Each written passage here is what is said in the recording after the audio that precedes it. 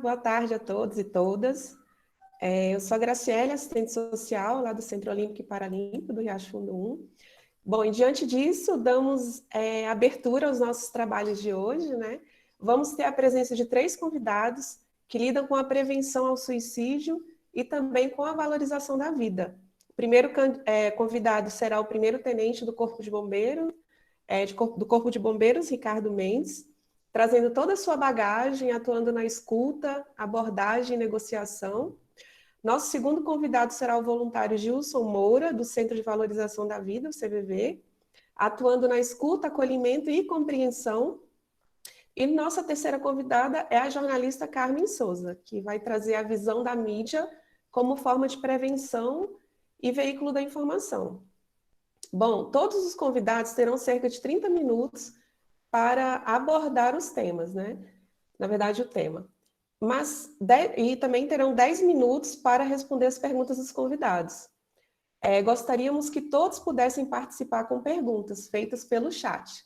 E a nossa equipe fará a triagem das perguntas e nossos convidados terão 10 minutos no final de cada fala para respondê-las. Bom, vamos dar início, então, ao nosso primeiro convidado. Tenente Ricardo, ele é psicólogo do Corpo de Bombeiros Militar do Distrito Federal, formou-se na Universidade de Brasília, onde fez mestrado e doutorado em Ciência do Comportamento. Foi neuropsicólogo da Rede Sara durante 10 anos, atuando na coordenação de programas de reabilitação neurológica, bioengenharia e pesquisas e neurociências. Atualmente é neuropsicólogo clínico e é corresponsável pela realização de atividades de prevenção em saúde mental no Corpo de Bombeiros do Distrito Federal. Com você, Tenente. Olá, pessoal, boa tarde. Eu agradeço o convite para poder falar sobre um tema tão importante e parabenizo, na verdade, né, a equipe de coordenação e que propôs esse evento. Em nome da minha seção, né, seção de assistência, saúde mental e ocupacional e Centro de Assistência ao Bombeiro Militar, eu agradeço em nome da equipe. Saúdo também os demais participantes, né, o Gilson que esteve com a gente na primeira jornada de saúde mental no Corpo de Bombeiros, né, um tempo atrás, Carmen também, um assunto interessantíssimo, importantíssimo. Eu vou compartilhar aqui minha tela para poder começar a falar. Eu tenho só um breve detalhe sobre mim. Eu falo muito e falo rápido. Então, por favor, perguntas, escrevam à vontade no chat, depois a gente fala um pouco sobre elas. Combinado? Deixa eu apresentar aqui.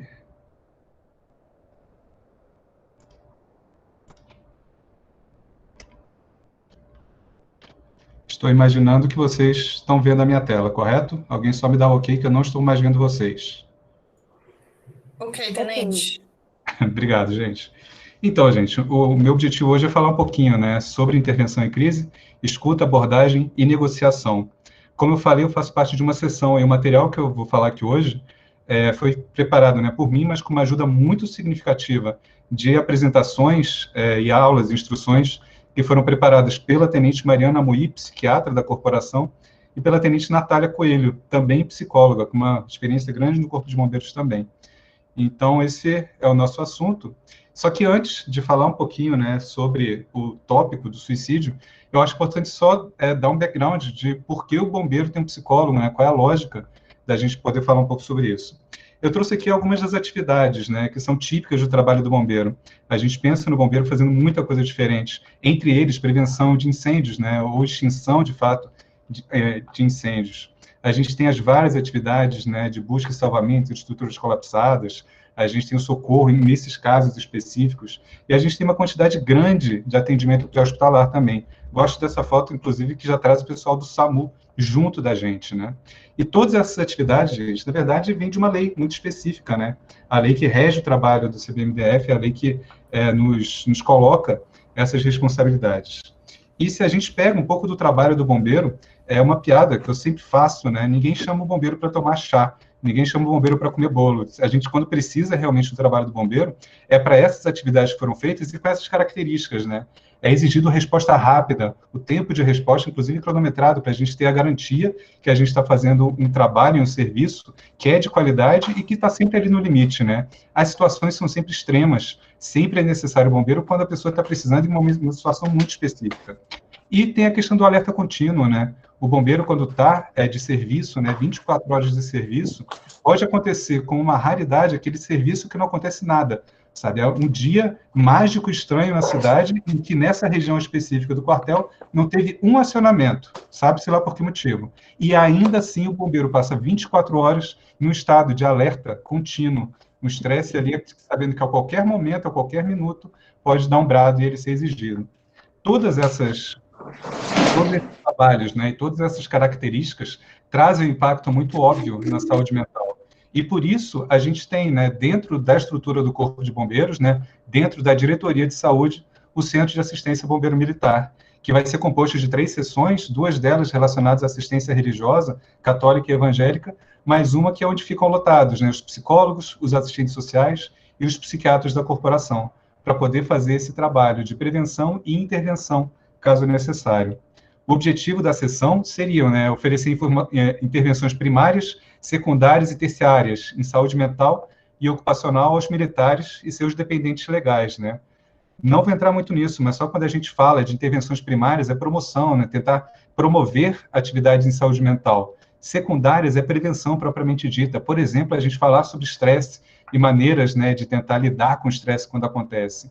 E intervenções terciárias, relacionadas à situação em que já existe um prejuízo real, já existe uma psicopatologia instaurada, e a gente precisa oferecer, então, intervenções específicas para essas pessoas, né, para esses militares e para os seus dependentes legais.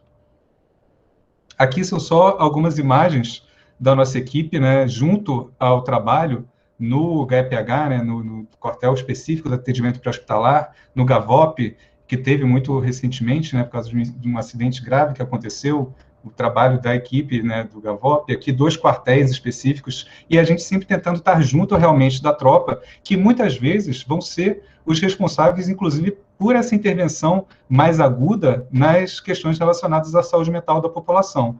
Então, a gente atua junto deles, para eles, e, quando necessário, também atuando nessa frente de trabalho. Entrando especificamente no suicídio, é impossível a gente falar sobre suicídio sem falar um pouquinho de uma questão relacionada à estatística mesmo, né? Entender a gravidade da questão, para daí a gente poder falar um pouquinho sobre como intervir. Suicídio hoje em dia é a segunda causa de morte, né, entre jovens de 15 a 29 anos no mundo. Só perde para acidentes traumáticos. E se a gente for parar para pensar, né, já entrando um pouquinho no trabalho do bombeiro, são 2 situações, então, são as 2 maiores causas de morte que o bombeiro está atuando, né, de maneira direta. São cerca de 800 mil mortes por ano. E no Brasil, em 2016, né, foram registrados mais de 13 mil casos de suicídio. E isso, gente, deixando claro, é uma estatística que é difícil de ser feita e é uma estatística que a gente tem a certeza da subnotificação. Então, muito provavelmente, a gente está falando de casos, de uma quantidade de casos muito maior do que o que a estatística formal mostra para a gente. Não só isso, os dados recentes que a gente tem são de 2016, a gente está em 2020 e entendendo que, efetivamente, a gente está vivendo uma situação muito específica que deve levar, muito provavelmente, a um aumento desses casos, né? É interessante a gente pensar também que, mesmo nos casos que a gente tem a clareza que foi um suicídio, que foi atendido, existe uma quantidade grande de indivíduos, uma quantidade grande de pessoas que passou por situações traumáticas ou passou por um momento de ideação suicida ou mesmo fez algum plano específico, que já são sinais de alerta, que a gente tem que ficar atento. E a gente vai falar, inclusive, sobre isso mais tarde, né?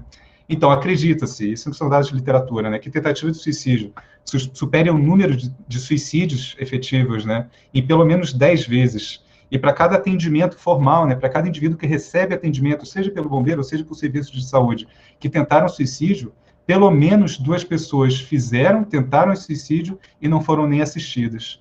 O que leva justamente àquela questão da subnotificação estatística, que eu comentei agora há pouco.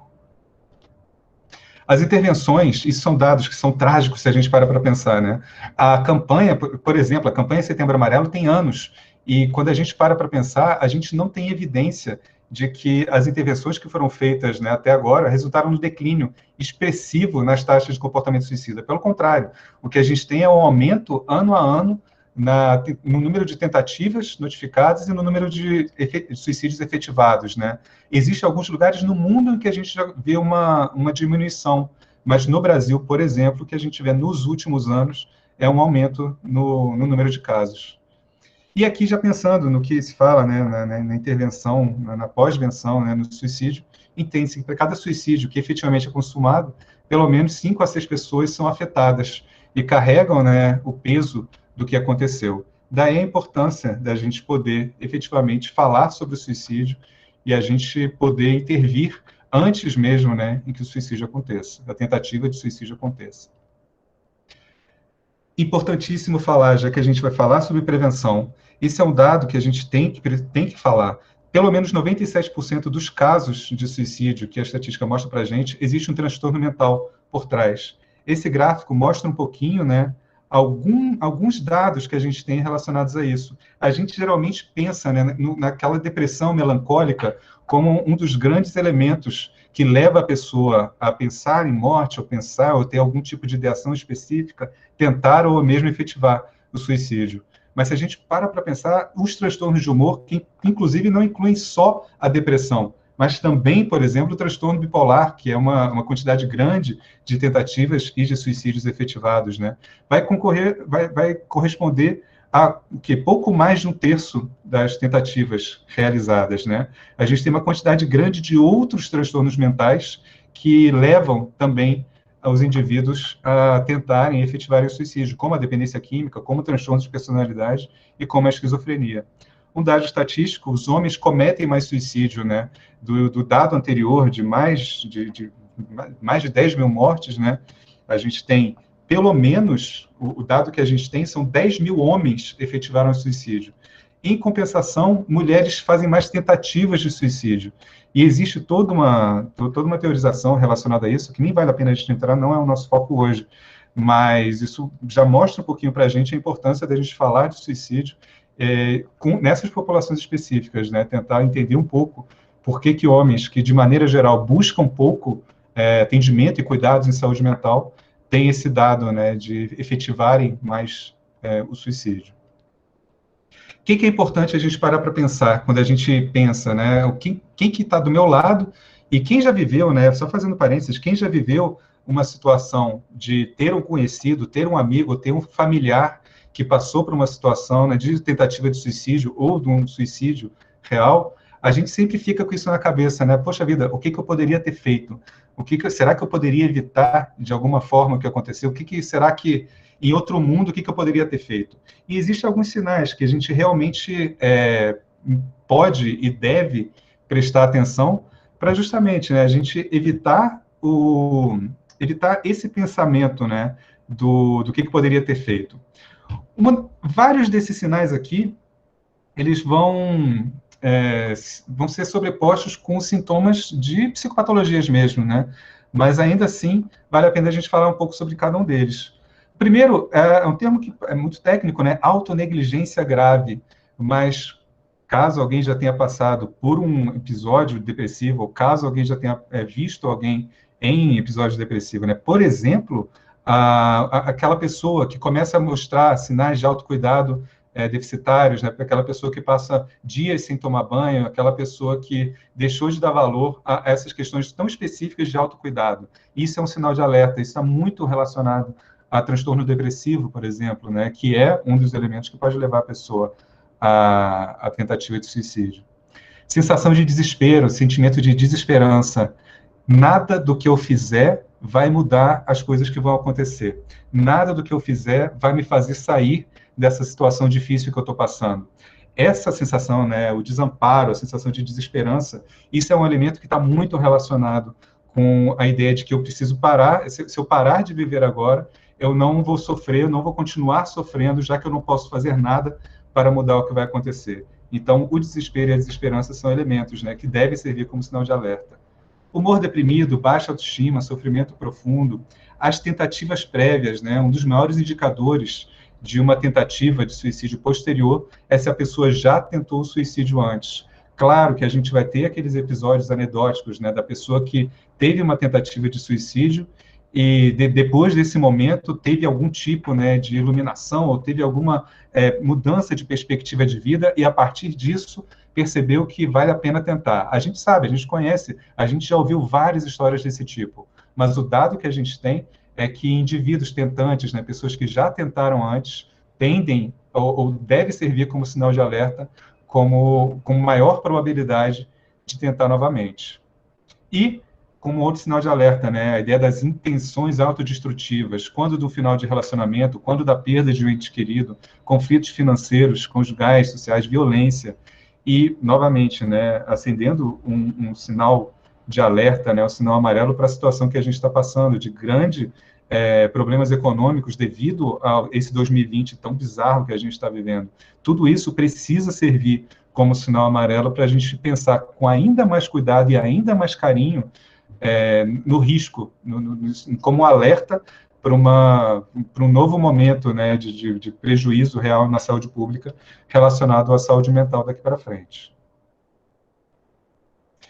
Eu não faço ideia se vocês estão me ouvindo. Se alguém puder, de vez em quando, só dar um oi para saber que eu estou online e não cair, eu agradeço bastante. Tudo ok.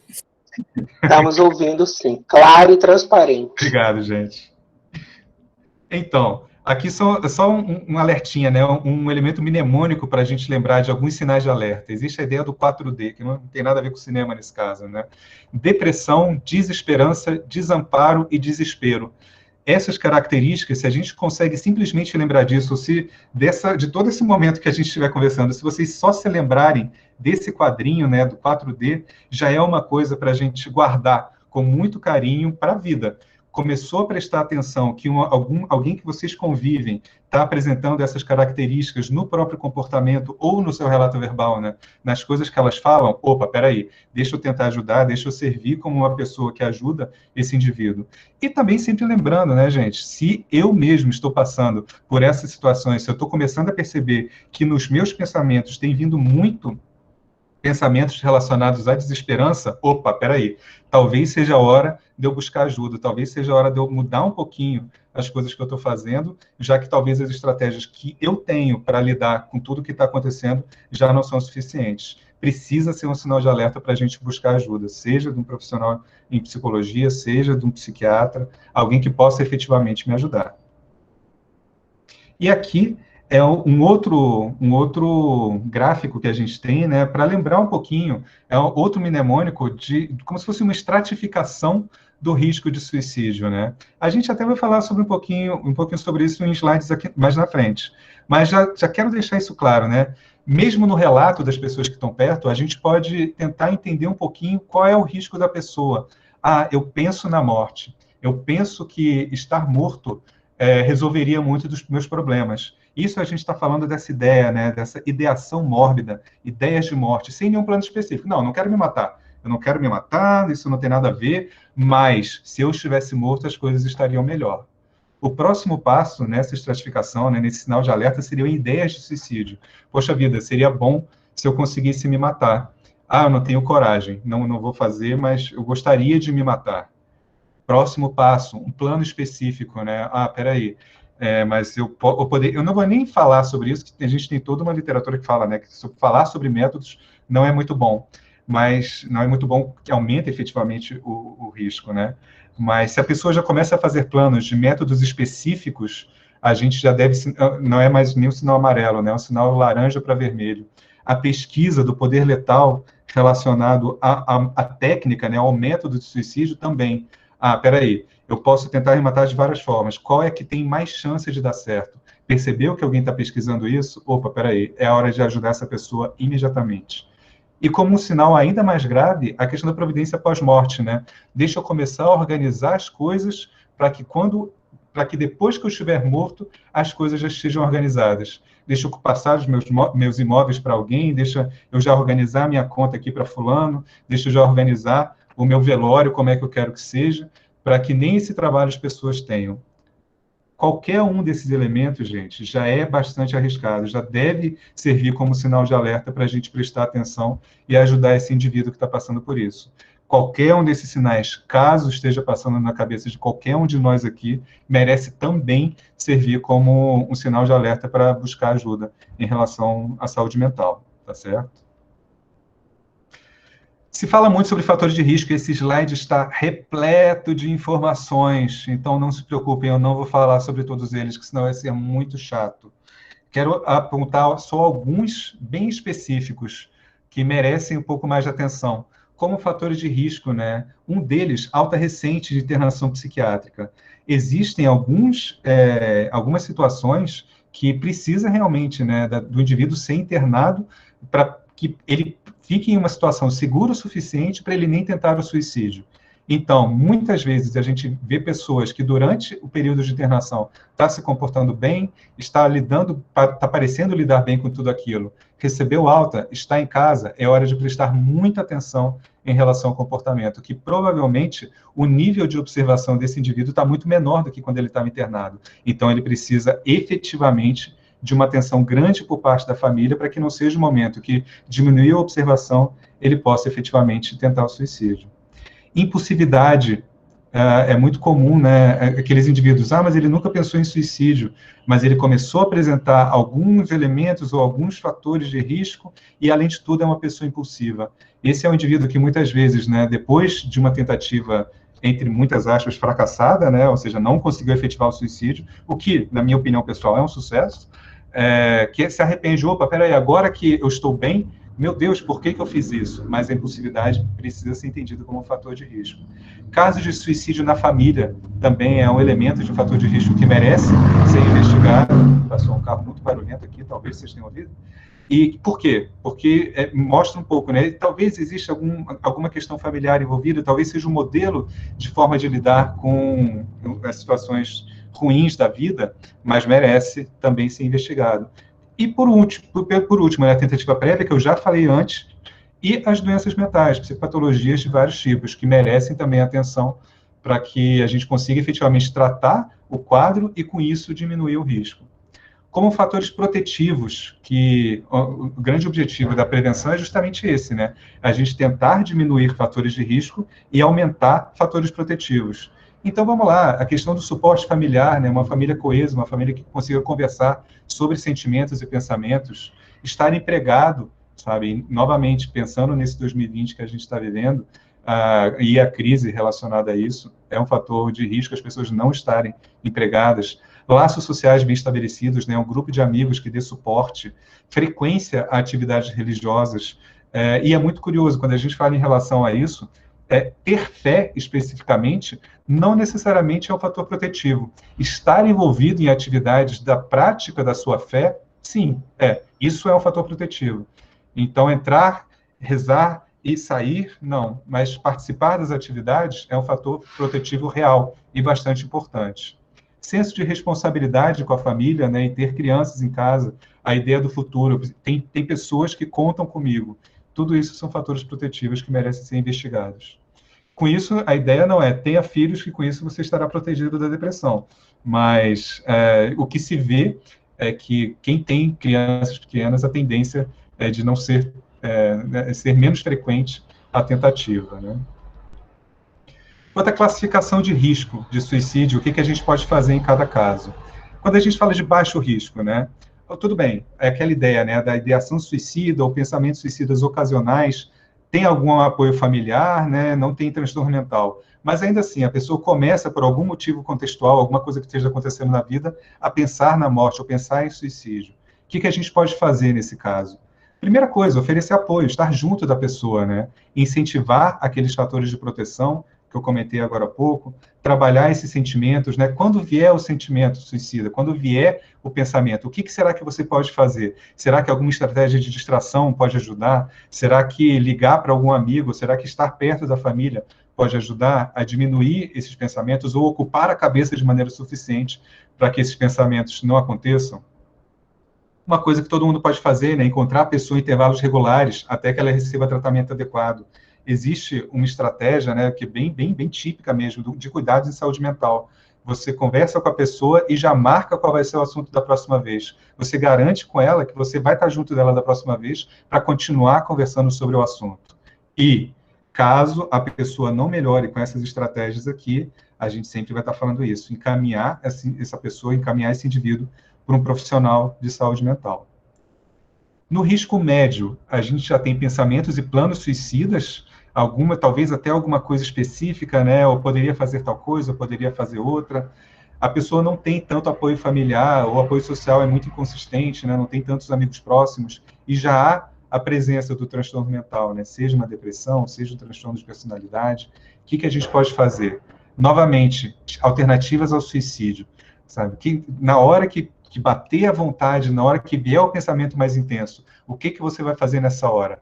E a ideia, mais ou menos, desse contrato, né? Olha, foi a situação específica, você está pensando nisso de maneira bastante intensa, liga para mim, ou liga para fulano, vamos fazer um rodízio de pessoas que podem te ajudar. Para quê? Para que na hora que você pensar nisso, a gente está aqui para você. Encaminhar para um psiquiatra, encaminhar para o serviço de saúde mental, né? Entrar em contato com a família e amigos desse indivíduo para já falar sobre estratégias de prevenção, para não deixar ou diminuir a chance da pessoa cometer o ato, né? E, ainda assim, sempre com o aval do paciente, avisá-lo que você vai estar fazendo isso. Olha, eu vou estar entrando em contato com a sua família, visto que existe uma situação de risco em que eles merecem e precisam ser avisados. Por fim, a gente tem as situações de alto risco de suicídio, né, que a pessoa já fala de um plano específico, como vai fazer, quando vai fazer, quando ela já começa a tomar aquelas providências, né, do que vai acontecer depois da minha morte, a pessoa está se despedindo. Se a pessoa, novamente, né, não tem o apoio familiar e já existe um transtorno mental grave, o que a gente faz nesse caso? Aí a gente fala de situações de intervenções bem mais duras, né? Nunca deixar a pessoa sozinha, remover os meios. Esse é um indivíduo que a gente esconde as facas, realmente. E não há nada de errado em relação a isso, gente. Puxa vida, mas será que a pessoa vai pensar mal de mim porque eu estou escondendo as facas? Ela tem todo o direito de pensar mal de você. É pior você ficar preocupado, sabendo que ela pode fazer alguma coisa com o uso das facas que estão disponíveis, do que ela pensar mal de você porque você escondeu as facas. Então, essa é uma situação muito específica que não há nada de errado em remover os meios em que a pessoa poderia cometer o suicídio. Outra estratégia que deve ser usada, né, entrar em contato com um profissional de saúde mental ou com o serviço de emergência mais próximo, providenciar uma ambulância. A gente vai falar daqui a pouquinho sobre o NUSAM do SAMU, né, um serviço que as pessoas precisam conhecer. Informar a família e deixando claro, né, por exemplo, o Código de Ética Profissional do Psicólogo tem algumas situações muito específicas em que a quebra do sigilo está garantida e não é uma falha ética. A ideação suicida, planejamento de fazer mal a si mesmo ou aos outros, é uma situação bem específica em que o psicólogo está protegido. A família precisa ser informada, não é uma opção. E parece muito grave, né? Esgotar os recursos de convencimento e há risco iminente, esse é um caso em que ainda se fala em internação involuntária, para que a pessoa consiga estar em um ambiente seguro de que ela não vai cometer algum ato que ela poderia se arrepender depois. É grave? É. Mas isso a gente está falando de uma situação de alto risco, e que medidas graves precisam ser tomadas. Negociação, gente. Eu vou falar um pouquinho sobre algumas características de negociação, mas deixando claro, muito provavelmente, e se tudo der certo, isso nunca será necessário na vida de nenhum de nós, e caso seja necessário, é melhor chamar um serviço especializado do que a gente tentar, tá certo? Isso precisa ficar muito claro antes da gente entrar nesse assunto. O que é negociação, gente? A ideia da negociação são algumas técnicas muito específicas do comportamento verbal, né, de coisas que a gente fala para tentar ganhar tempo, para a gente tentar convencer e conseguir trazer a pessoa perto da gente no momento em que a pessoa está em tentativa ou com o risco real de cometer suicídio naquele momento. Os objetivos são estabelecer a confiança, né, tentar diminuir um pouquinho a resposta emocional muito intensa da pessoa naquele momento e trazer de volta, né? Na medida que a resposta emocional diminui, a gente tenta trazer de novo a questão mais racional, né? Mais cognitiva. Então, o grande objetivo é esse. Novamente, se tudo der certo, nenhum de vocês vai precisar fazer isso. Inúmeras características sobre a negociação. Novamente, vocês têm todo o direito de ler enquanto eu estiver falando, mas eu vou focar em algumas delas que eu considero que são mais importantes, até porque a gente não tem tanto tempo. Primeira coisa, não invalidar a fala ou o sentimento, né? Levar a situação a sério. Ah, mas a pessoa está só querendo chamar a atenção. Isso é um mito muito, muito, muito desmentido já, sabe? A pessoa que está falando sobre suicídio, a pessoa que está ali tentante na sua frente, ela precisa ser levada a sério. O sentimento dela precisa ser levado a sério. A gente não pode invalidar a tentativa dela. Adianta muito pouco a gente confrontar ou desafiar a pessoa. Ah, quer fazer? Vai lá, vai, pula, vai. Duvido que você pule. Mostrando, né? Ah, mas a pessoa não está querendo fazer de verdade. Então, se eu falar isso e ela não pular, significa que realmente eu estava... Não, está errado isso, é uma estratégia errada. Porque uma pessoa mais impulsiva pode tomar esse desafio e falar, ah, então tá bom, é hora. Sabe? Então, não fazer isso de maneira nenhuma. Não julgar ou debater valores, o que é certo e errado, e com isso, por exemplo, trazer toda a questão religiosa. Às vezes, a pessoa que está na sua frente não comunga da mesma prática religiosa que você, então você pode acabar atrapalhar ou trazendo uma resposta reativa do indivíduo que está na sua frente, né? Expressar respeito o tempo todo, né? E com isso, conversar honestamente sobre o que você está passando nessa situação e o que você quer que aconteça. Isso envolve empatia, isso envolve mostrar preocupação, né? E entendendo que, apesar de você poder falar sobre o seu sentimento, o grande objetivo daquele momento é tentar trazer um pouco, né, da emoção da pessoa, por que ela está passando por aquilo, e tentar diminuir a resposta emocional dela. Ajudar o paciente a encontrar soluções, né? Se ela já está conseguindo falar contigo sobre o que está acontecendo, por que ela está passando por isso, vamos pensar, e na hora que está ali a pessoa na sua frente, a encontrar soluções possíveis além do suicídio. Se você conseguir, e se possível aqui, poderia estar em negrito, em fonte maior. Você, diante da pessoa que está tentando, você não vai ser impulsivo e tentar tirar alguma coisa da mão dela, por exemplo, porque pode ser um momento específico que ela acaba agindo de maneira impulsiva. Se você conseguir, de maneira segura, remover os meios. Se não, deixa para lá e continua conversando com ela. Conduzir o paciente em segurança, né, a viatura ou a ambulância para o transporte em um hospital ou algum centro de saúde.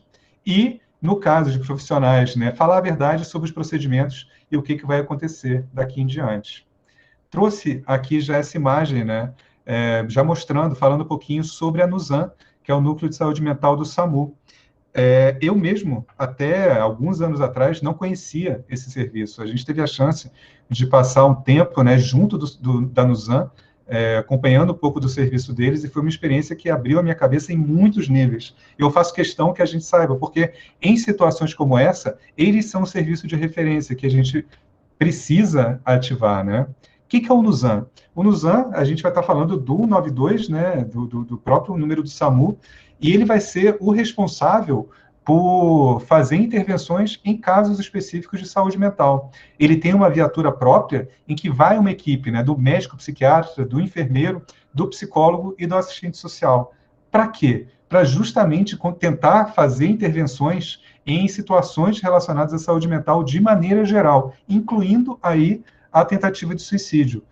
Isso não significa que a gente não possa também chamar o bombeiro, chamar no 193, merece inclusive ser acionado também. Mas é muito importante que a gente saiba que existe esse serviço, né? Pouca gente que conhece, é um serviço que é extremamente competente em sua área de atuação, atua de maneira muito coerente e consistente na prática, né? Faz a intervenção posterior também, né? Não só no momento, mas faz o encaminhamento a serviços de saúde mental e checa se os indivíduos estão conseguindo acionar esse sistema de saúde. Então, é um serviço que merece ser valorizado e, caso necessário for, na nossa vida daqui para frente, a gente precisa saber que existe. O que a gente não deve fazer? Novamente, o slide com muita informação, eu vou falar só uma ou outra coisa.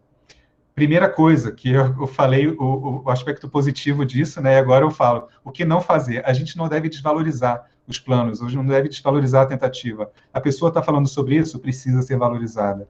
Ficar chocado ou entrar no estado de loop emocional, né, de estado emocional muito intenso, não vai ajudar esse indivíduo. Então, estou percebendo que estou muito emocionado, é hora de ou trazer alguém para me ajudar, ou entrar em contato com o serviço de saúde mental, ou não tentar, ou ficar simplesmente perto da pessoa. Tratar o paciente, né, ou o indivíduo que está falando contigo em uma situação de inferioridade é péssimo. Você diminui a pessoa que provavelmente já está passando por uma situação que o coloca em uma situação de risco, né?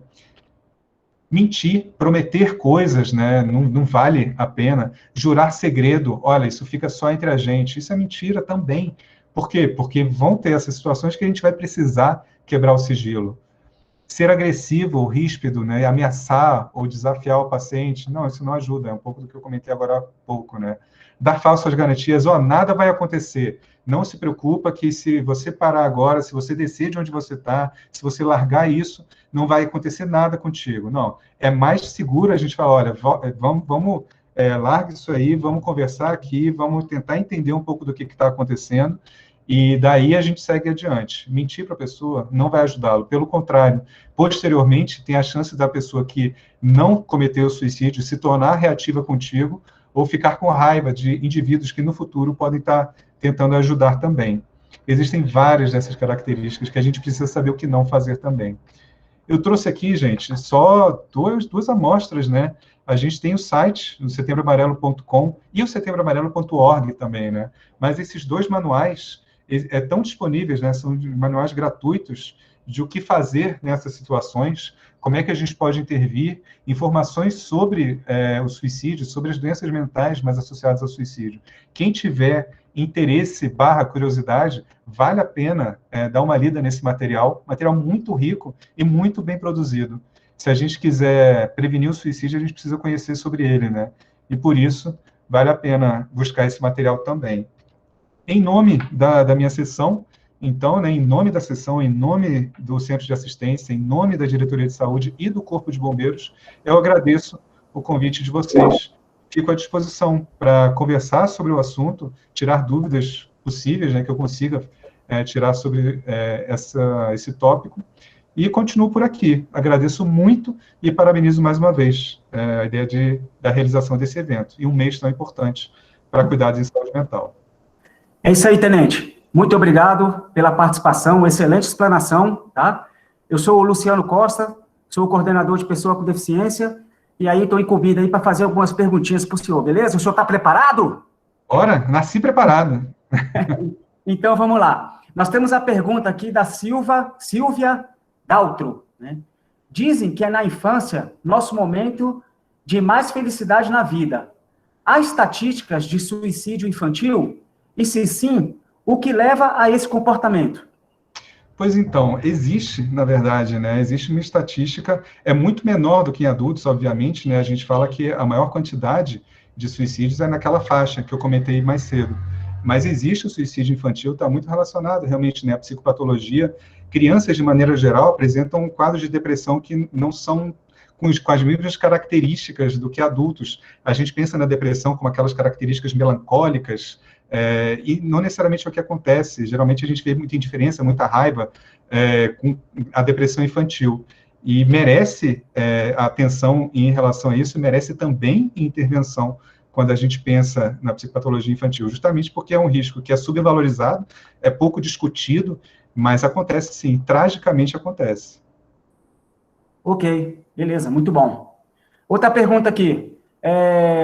Pergunta do nosso professor Fabrício Borges, do Centro Olímpico e Paralímpico do Riacho. De que maneira este momento de isolamento pode contribuir nas tentativas de suicídio? E como evitá-las? A gente poderia passar o resto da tarde falando sobre isso, na verdade. A gente vive uma situação muito grave, né, em que muitos indivíduos que moram sozinhos, que vivem sozinhos, então, o que a gente completou hoje é dia 15, né, são 6 meses de uma quarentena, né, de crianças sem aula, de todo mundo, se tudo der certo, né, as pessoas que podem, que estão mais em casa mesmo. Então, há um risco real relacionado à diminuição do contato social, há um risco real pelo aspecto econômico envolvido, né? Muitas pessoas que perderam a renda de maneira muito significativa, e é um fator de risco relacionado à tentativa de suicídio também. Tudo isso merece muita atenção na medida que a gente efetivamente não sabe quando que a gente vai voltar para o mundo que a gente tinha antes, ou se a gente vai voltar para o mundo que a gente tinha antes. Então, se fala muito, né, de maneira muito trágica, fala sobre isso, em um primeiro momento, de uma tragédia humanitária, sim, sem história na nossa geração. Hoje, nesse momento, né, mais de 130 mil mortos só no Brasil, e a tendência é o aumento do número de casos relacionados ao suicídio, relacionados ao prejuízo de saúde mental de maneira geral. Como que a gente pode diminuir um pouco esse impacto. A gente tem, por exemplo, a ideia do contato social, né? A gente se falou muito, né? E se isso já tivesse acontecido, sei lá, em 85, em 89, que a gente não tinha tanta facilidade da gente ter momentos como esse aqui, né? Como uma câmerazinha que a gente consegue conversar com pessoas de tantos lugares do mundo. Então, por exemplo, eu estou há 6 meses em casa e não vejo meus amigos há 6 meses. Vocês têm conversado? Vamos tentar criar de maneira regular momentos para a gente poder conversar, e não é por mensagem do WhatsApp, não. Momentos para a gente conseguir se expressar verbalmente, momentos da gente olhar, nem que seja com essa parede de vidro, o rosto das pessoas, da gente ter interações que não são nesse tempo virtual do aplicativo de mensagem, né? E sim momentos de interação. Isso é uma das formas que a gente deve, na verdade, né, que a gente precisa fazer de uma maneira mais consistente, para tentar diminuir pelo menos esse impacto da diminuição da interação social. A gente tem outros, eu nem coloquei no slide, mas o fator protetivo em saúde mental, de maneira geral, que a gente fala muito, é atividade física.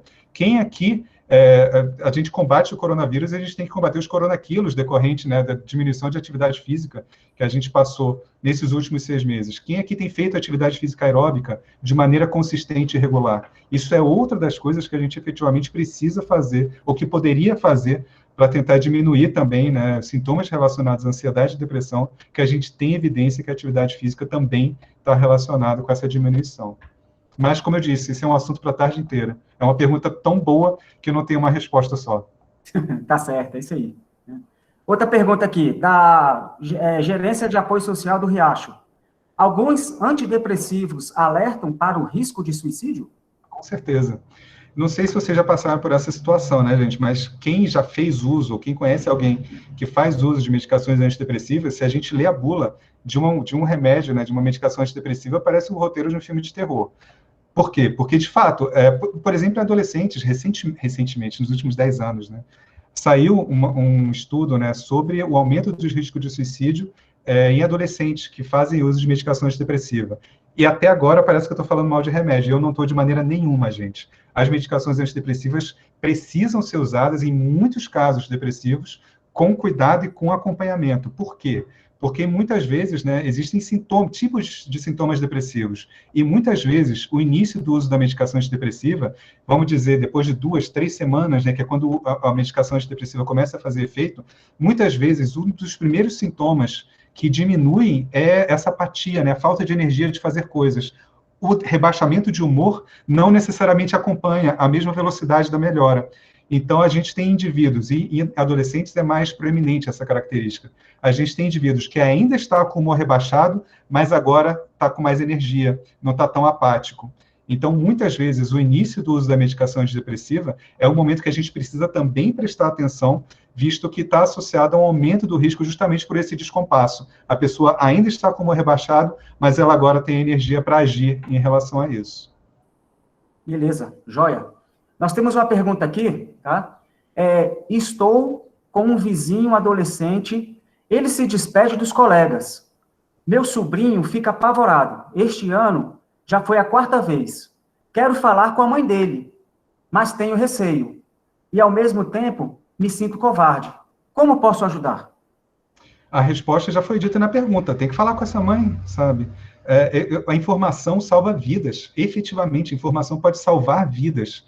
Então, conversar com a mãe para falar que essa situação está acontecendo, para que a mãe, que talvez nem saiba que isso está acontecendo, poder ajudar esse jovem, né, uma criança ou um adolescente, isso é importantíssimo. Esse é um assunto que não pode ser um tabu.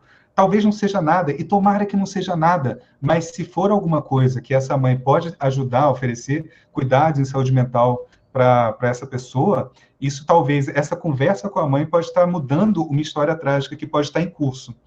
Então, a resposta é realmente essa. Tem receio? Tem, porque é um assunto tabu, e não deveria ser, sabe? A gente precisa falar mais sobre isso, a gente precisa conversar mais sobre isso, para justamente a gente não ter esse tipo de receio para falar sobre um assunto tão importante. Então, por favor, converse com essa mãe, para que, se tudo der certo, ela consiga ajudar o filho. Esse seria o final feliz dessa história, né? Tá joia. Então, vamos lá, para a nossa última pergunta, tá? A Jane Ornelas. Ricardo, que alerta você deixaria para as famílias sobre esse grande número de suicídio entre adolescentes? Vamos botar do modo geral, né? Eu acho que vale a pena falar de modo geral, mas realmente, quando a gente fala em adolescentes, né, a gente tem um aumento significativo do número de casos, então eu consigo até entender o foco que a Jane está dando. A gente precisa conversar, gente, a gente realmente precisa conversar em famílias sobre o que a gente está sentindo, sobre o que a gente está passando. É muito comum, eu atendo muitos adolescentes que têm essa questão, né? Ah, eu estou passando por isso, eu estou passando por isso, eu estou passando por isso. E eu sempre pergunto, porque eu sou cara de pau o suficiente para passar por essa situação, né? Vamos cá, você já conversou com seu pai sobre isso? Já conversou com a sua mãe? Não. Por quê? Porque eu tenho vergonha. É natural, eu já fui adolescente, sabe? Todo mundo aqui já foi adolescente. Quem não é adolescente agora, já foi adolescente um dia. Se a gente consegue quebrar um pouquinho desse tabu, de poder falar sobre o que a gente está sentindo, se a gente consegue criar um ambiente seguro o suficiente em casa, para que a gente falar sobre o sentimento, a gente receba apoio e não bronca, a gente tem um ganho brutal em relação à interação, né, com esses adolescentes. Então, por exemplo, o que a gente como pai, né, e eu sou pai, não de adolescentes, mas eu sou pai, o que a gente pode fazer? Criar ambientes seguros para isso, tentar falar com os nossos filhos, para falar, olha, o assunto que você quiser falar, eu estou aqui disponível para você. O objetivo não é dar bronca, o objetivo não é dar esporro, o objetivo não é deixar de castigo, e sim poder ter esse fórum aberto para a gente poder falar sobre assuntos que muitas vezes vão ser difíceis. Então, se a gente faz isso, só isso, se a gente só cria esse fórum, né, para a gente poder falar sobre sentimentos, para a gente poder falar sobre pensamentos, existe um ganho brutal na qualidade da interação familiar. E com isso, a gente também está intervindo, fazendo uma prevenção no suicídio também, né? Ok. Ou seja, né, o diálogo é muito importante, né? É fundamental. A gente precisa falar sobre as coisas. Beleza. Muito obrigado aí pela presença. Agora é com você, Samara. Agradeço, gente. Muitíssimo obrigado. Estou à disposição.